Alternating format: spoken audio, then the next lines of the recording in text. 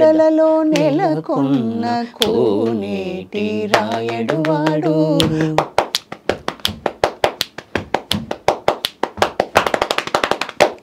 కొండలలో నెలకొన్న కోనేటి రాయడువాడు, కొండలంత వరములు గుప్పెడువాడు, కొండలంత వరములు గుప్పెడువాడు, కొండలలో నెలకొన్న కోనేటి రాయడువాడు, కొండలంత వరములు గుప్పెడువాడు,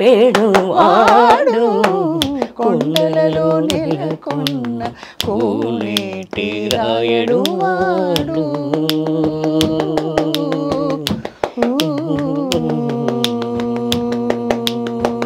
శబాష్, అద్భుతం అద్భుతం. Raju, welcome to I dream. Thank you madam, thank you very much.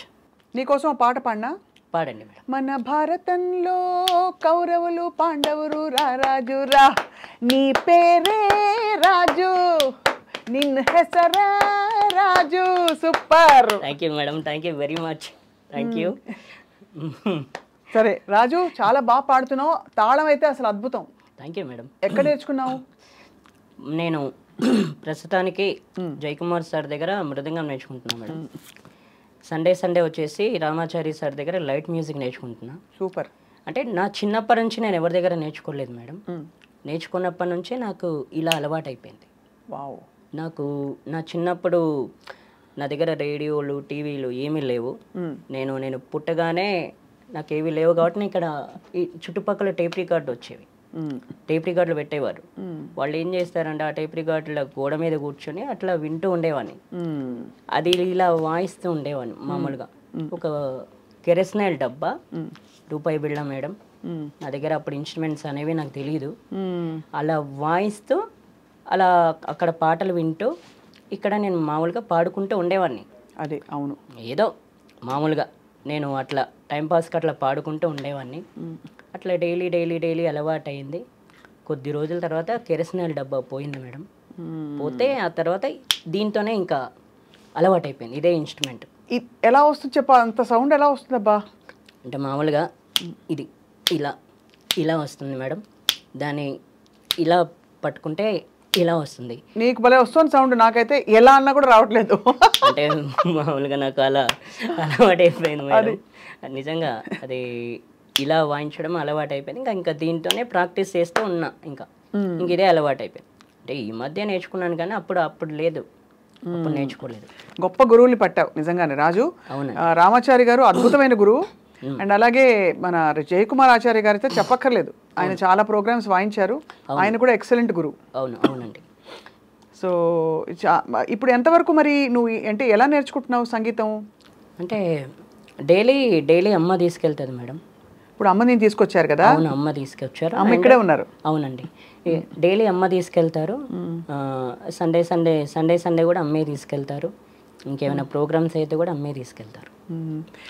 ఇవాళ సజ్జనార్ సార్ దగ్గరికి వెళ్ళి ఎట్లా అనిపించింది రాజు? ఆయన అసలు ఏమనుకున్నా మేడం, ఆయన చూసిన తర్వాత ఈరోజు చాలా బాగా మాట్లాడారు. నీకు ఇంత టాలెంట్ ఉంది, ఇంత బాగా పాడుతున్నావు, నేను కూడా చూశాను, ట్రీట్ చేశాను, చాలా చాలా బాగా పాడుతున్నావు అబ్బాయి, నువ్వు ఎక్సలెంట్ పాడుతున్నావు అని చెప్పారు. నేను చాలా మెచ్చుకున్నారు ఆయన ఈరోజు. నా అదృష్టం మేడం ఆయనను కలవడం.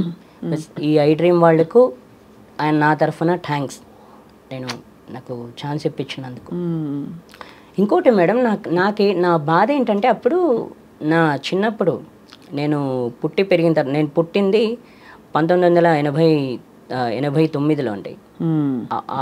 నేను పుట్టిన తర్వాత నాకు ఏది లేకపోయినా నాకు ఇక్కడ టేప్ రికార్డ్స్ అవి ఉండే కాబట్టి అలా ఇలా పాడుతూ ఉండేవాడిని. కానీ అందరూ వచ్చారు, ఊర్లో అందరూ చూశారు, కానీ అప్పట్లో ఎంకరేజ్మెంట్ లేదు, సపోర్ట్ లేదు. నాకు ఎంకరేజ్మెంట్ లేక ఇంకెవరిని అడుగుతాంలే అని చెప్పేసి ఇంకెవరిని అడగల.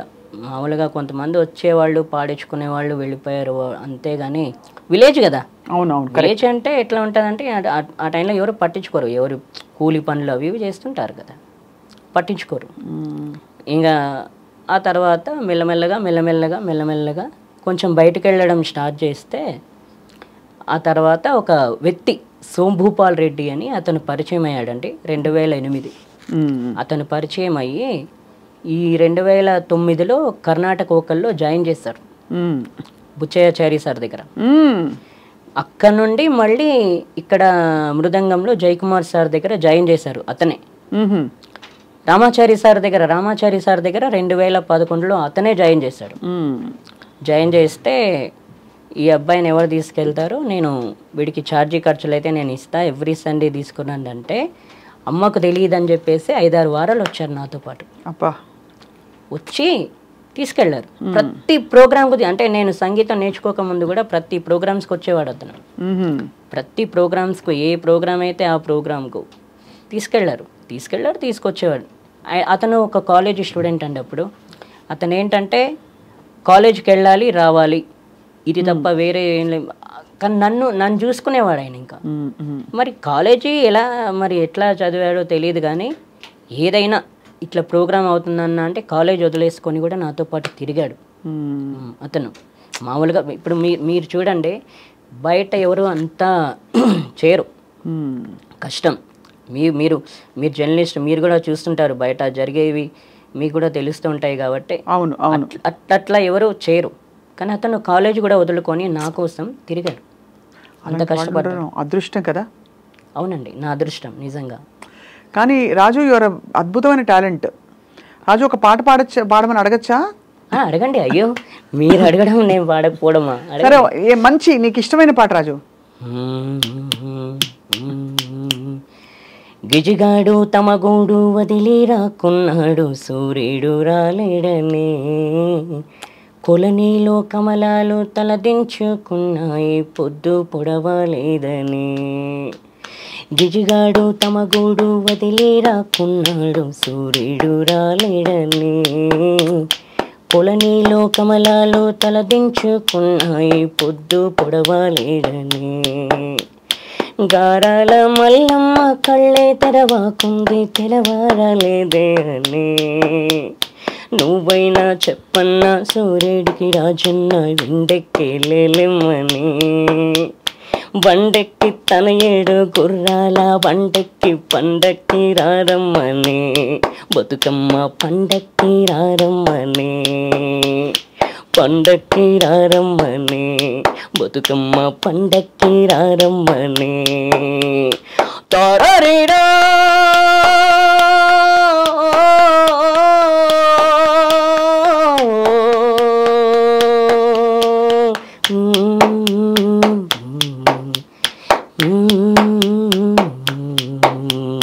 నడుమింట సూర్యుడు నిప్పుల్లో చెరిగేడు, పసికందు పడుకుండని. నడుమింట సూర్యుడు నిప్పుల్లో చెరిగేడు, పసికందు పడుకుండని. నువ్వైనా చెప్పన్నా సూర్యుడికి రాజన్న మబ్బు చాటుకి రమ్మని, నా బిడ్డకి రవ్వంతాలకిమ్మని. కంటికి రెప్పల కాచుకున్నా గాని నీ మీదే నా కంటి చూపు. నువ్వైనా చెప్పన్నా మల్లమ్మకు రాజన్న ఇల్లు దాటి పోవద్దని, దయచేసి నీ దరికి రావద్దని, ఇల్లు దాటి పోవద్దని, దయచేసి నీ దరికి రావద్దని.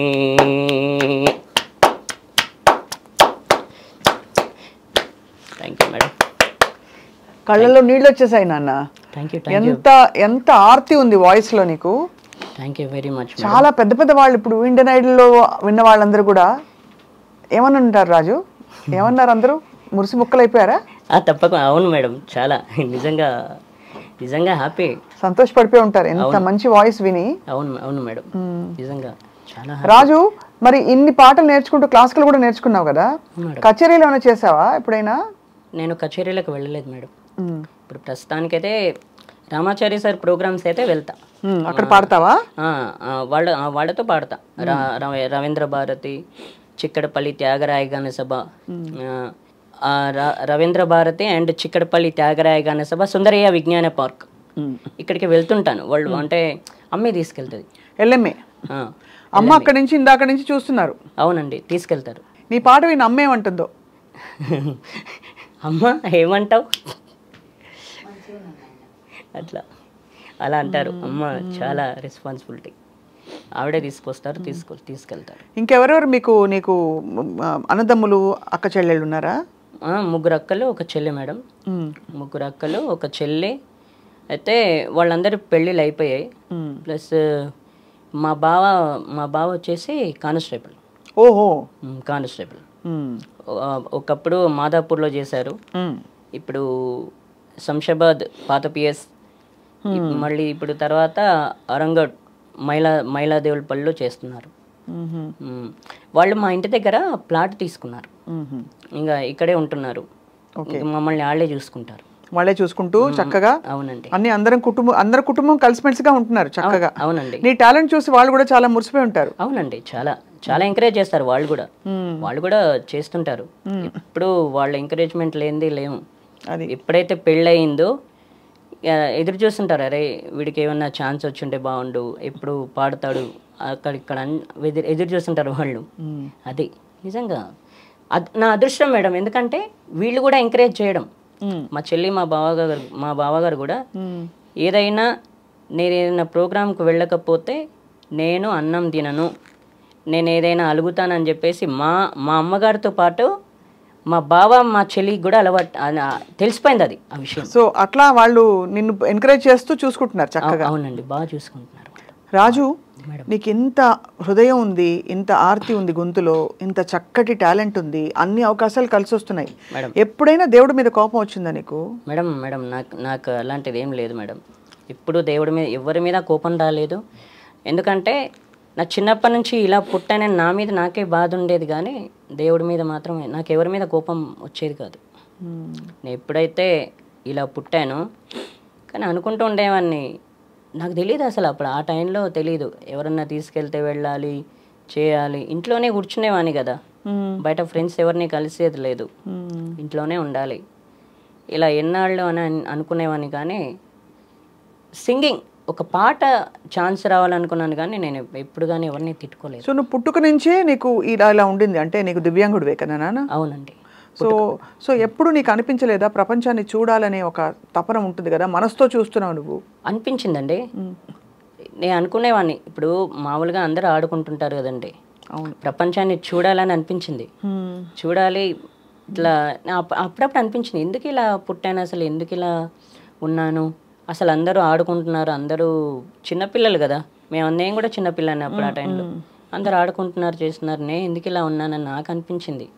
కానీ అనిపిస్తే ఏం చేస్తాం, అలా అని చెప్పేసి కొంతమంది ఒక యాడ్ ఇచ్చారు మేడం. ఇట్లా ఎల్వి ప్రసాద్ హాస్పిటల్లో ఇట్లా చూపు వేస్తారని చిన్న యాడ్ ఇస్తే, నేను నా ఫ్రెండ్కి చెప్తే నా ఫ్రెండ్ వచ్చాడు 2009లో, కాలేజీ మానేసుకొని మరీ వచ్చాడు.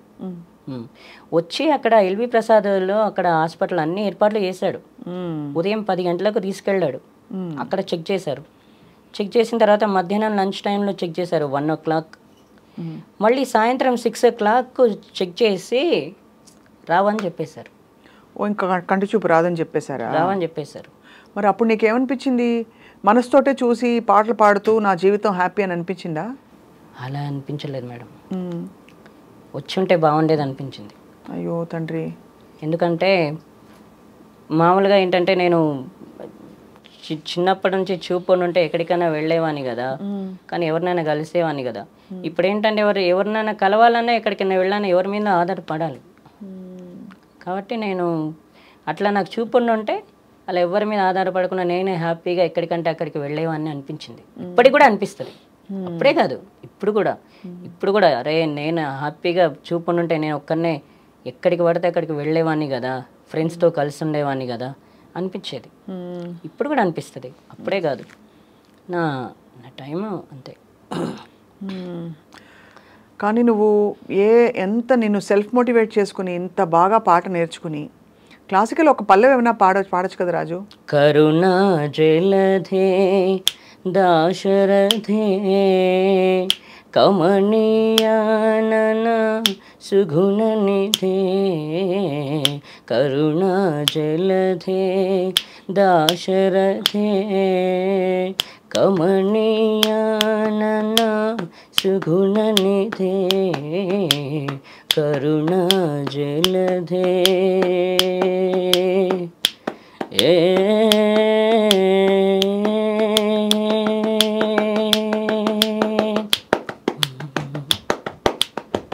నీ మయమే గాలిలలో నిన్నే మనినే దూరుదును నీ మయమే గాలిలలో నిన్నే మనినే దూరుదును కరుణా జలధే దాశరథే కమనీయానన సుగుణనిధే కరుణా జలధే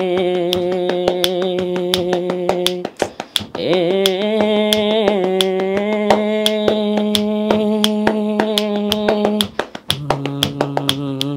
భాగవత ప్రహ్లాదహిత భావుక త్యాగ రాజనుత భాగవత ప్రహ్లాదహిత భావుక త్యాగ రాజనుత కరుణా జలధే దాశరథే కమనీయానన సుగుణనిధే కరుణా జలధే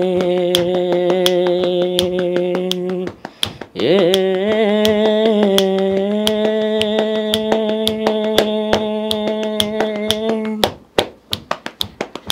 తక్కిట టామ్ టామ్ టామ్. Super. Thank you madam, thank you very much.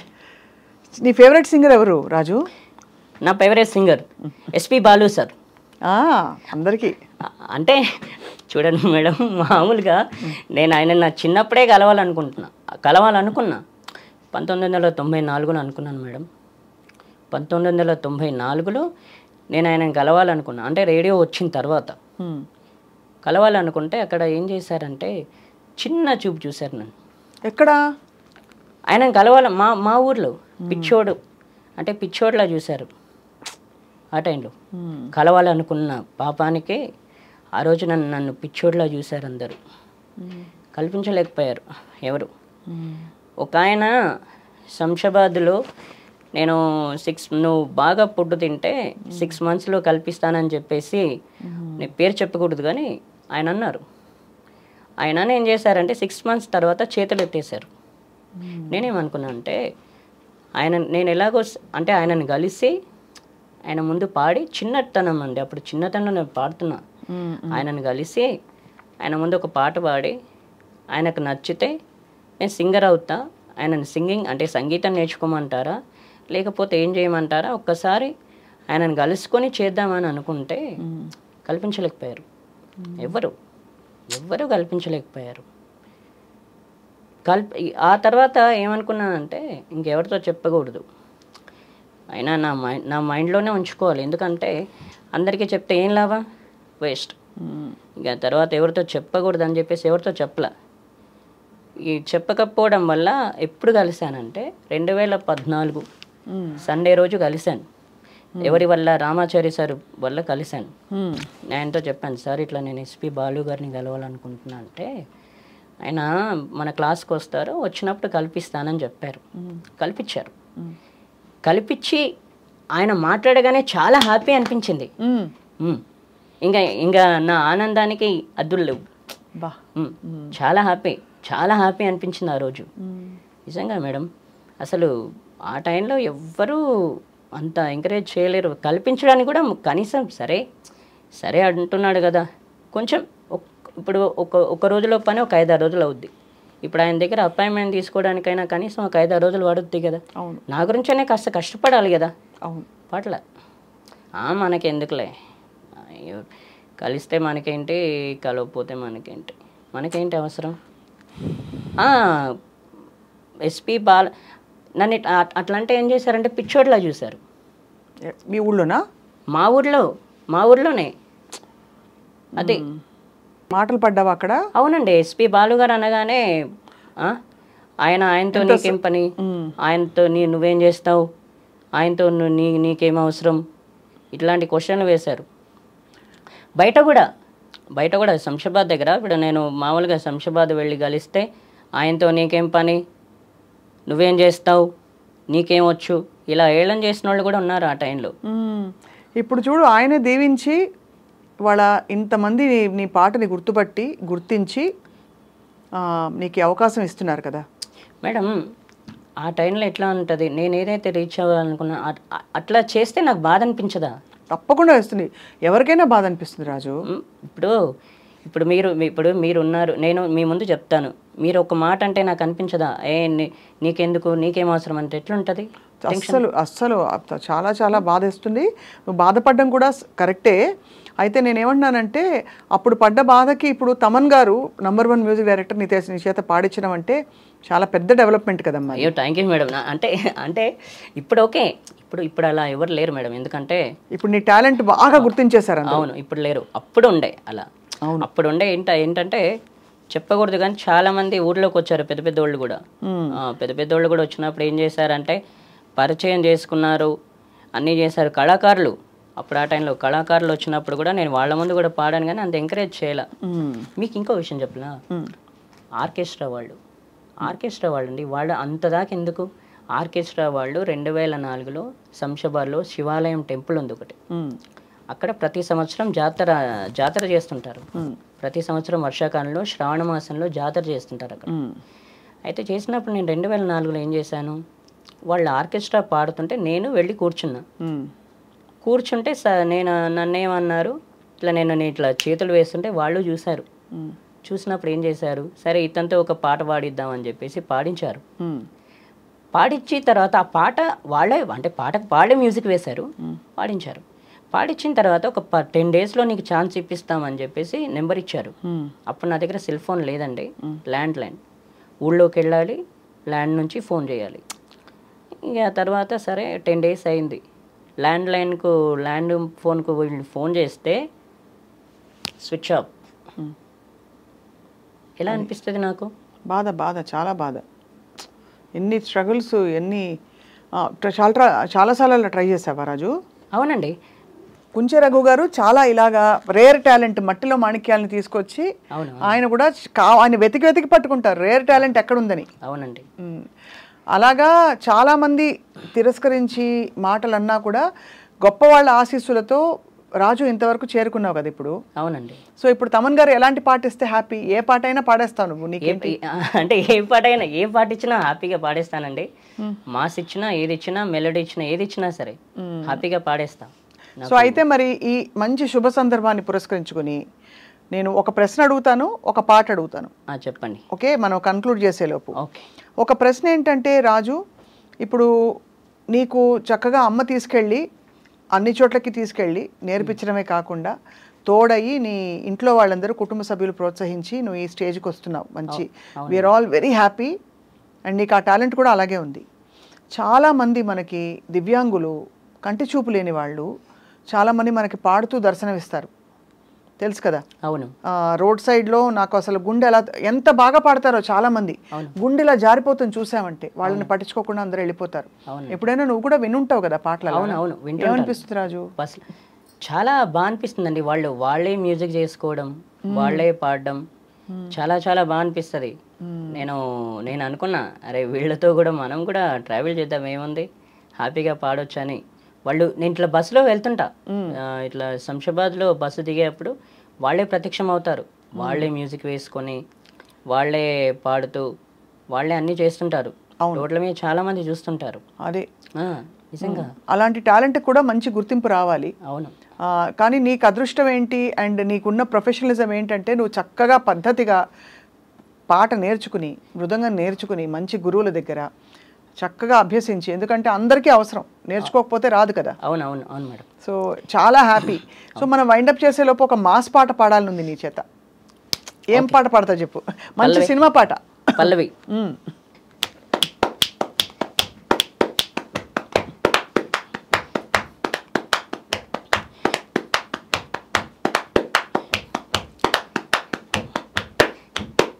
సాహసం నీ ఇంటి పేరు, పౌరుషం నీ ఒంటి తీరు, నిన్ను తలుచుకున్న వారు లేచి నుంచని మొక్కుతారు. అచ్చ తెలుగు పౌరుషాల రూపం నీదయ్యా, అలా నాటిమేటి రాయలోరు తేజం నువ్వయ్యా. మా తెల్లవారే పొద్దు నువ్వై పుట్టినావయ్యా, మా మంచి చెడ్డల్లోనే చెత్త కట్టినావయ్యా. జన్మ బంధువంటూ నీకే జై కుట్టినామయ్యా. జై బాలయ్య జై బాలయ్య, జై జై బాలయ్య జై బాలయ్య, జై బాలయ్య జై బాలయ్య. మా అండదండ నువ్వుంటే అంతే చాలయ్యా.